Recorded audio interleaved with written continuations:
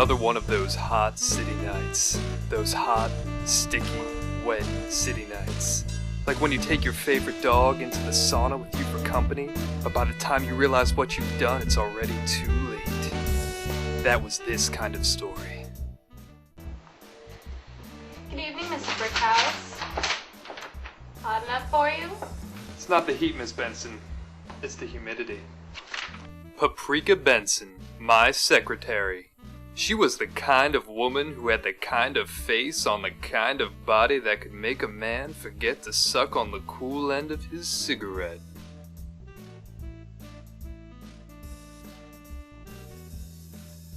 I decided to wait out the night in my office. This was the kind of night when the dark, dangerous things of this city went out and bought freeze pops. I wanted to sweat it out till the heat wave passed, but she had other plans. Mr. Hercules Brickhouse? She walked in like a sleek locomotive of Bengal tigers headed for Easy Street that had derailed somewhere around Grand Fuck Up Station. I knew right then it wouldn't be my night. Who wants to know? My name's Daniels. Dorothy Daniels. And what seems to be the trouble, Miss Daniels? Mrs. My late husband was Mr. J. Daniels of... Daniels Tennessee Tea. You've heard of us. Sweetheart, it's the only kind of tea I drink. Then perhaps you are familiar with the mysterious death of my husband a few weeks ago. My condolences.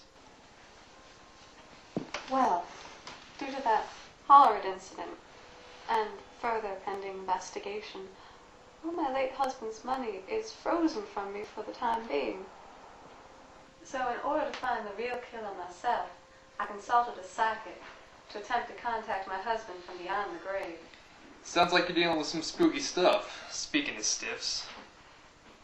Yes, well, the psychic in question, a midget by the name of Salem Black, required a very personal effect of my husband's in order to contact his spirit.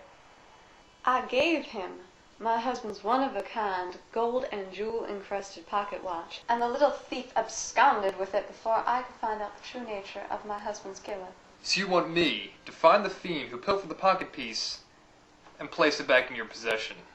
Exactly. Then, Miss Daniels, I accept your case. Miss Benson, I want you to call Miss Daniels a cab. Then bring Johnny Triangles. Tell him to put on a big pot of coffee. We've got a small medium at large. Johnny Triangles is the crazy sort of good guy. He'd like to fill up on expensive boxed wine and cheap espresso and see what sort of ludicrous trouble he could get himself into. But on a night like tonight, I needed crazy, good or bad. Psychic midgets with chronological kleptomania. What do you know, Triangles? We're at an information disadvantage. We gotta go to G-Pen. Why?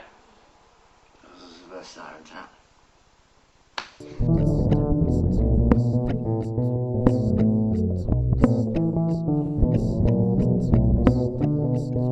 Johnny Triangles, I thought I told you to stay out of here.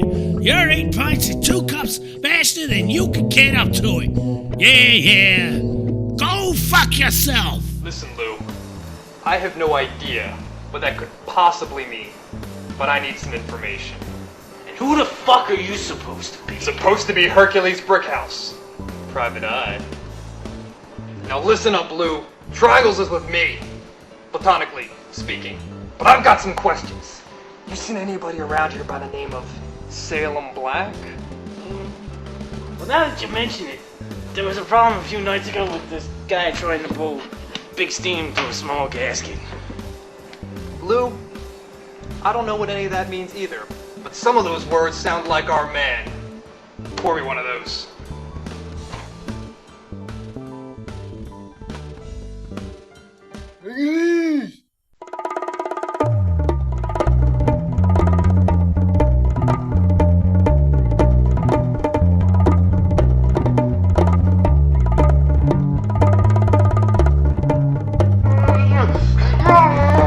Get bent, Triangles! What you motherfucker!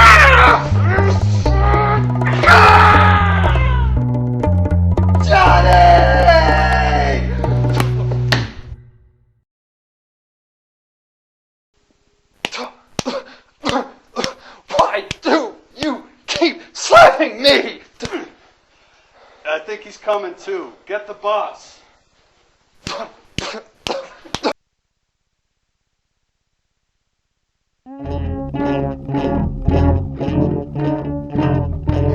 Salem Black! Well, well, the mighty, mighty brick house. Just letting it all hang out. What have you done with Johnny Triangles? You'll find out soon enough. How would you like a little exposition first? I'll see your flesh filleted for fedoras in the fires of hell, Black! Yeah, I have no idea what that means, so I'll get started. It all began about 8 years ago. At that time, I was touring on a vaudeville circuit, moving through the Mississippi. Jay came to see one of my shows. His wife had left halfway through, but Jay was fascinated by my performance. We met backstage and quickly realized we had an affinity for one another. No, wait, I just don't want to hear about the gay stuff. Well, suffice it to say, Jay and I shared a moment each time I passed through his Delta domain. Hey, that sounds like the gay stuff! You see, Jay was having marital problems. Well, that's what happens when you do the gay stuff. That woman was putting such evil energies into Jay. I was sucking it back out of him. Convinced his wife was slowly poisoning him, Jay changed his will to make me the sole benefactor. And he hid the will within the only object he knew. He'd have on him at all times. His pocket watch. Exactly. But it'll never see the light of day, and neither will you. Which one of us? Both! Bitch. You never loved him. How could I? He was weak and pathetic, like an English cigarette. Hey! Jimmy Triangles. Brother of Johnny Triangles. Jimmy! You came! You betcha, little brother! I'm just gonna go around the side. You're not the only one with siblings triangles.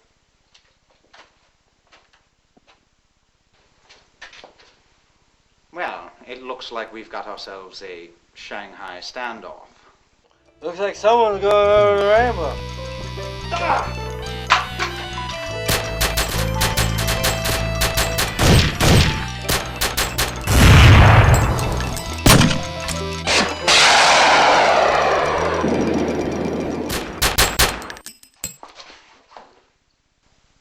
Oh, Hercules, I'll miss you the most. You're shite. I just got a big note tonight, blaming one of these assholes with guns.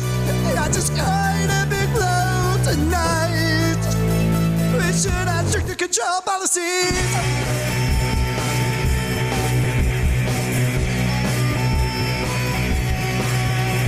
I got undressed with my blinds wide open, just to see who would come by, but no one saw me, and I'm not sure if I feel disappointed.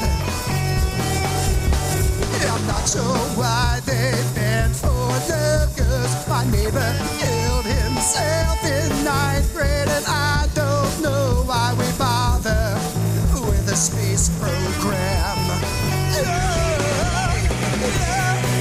My chest died on my stats tonight. I only watch gay porn when I smoke. She just cut on my shoes tonight. Oh, yeah. My chest died on your spats tonight. I only watch gay porn when I smoke.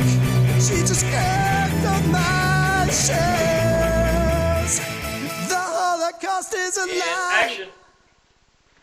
You're a little short on time, boss. Fuck off.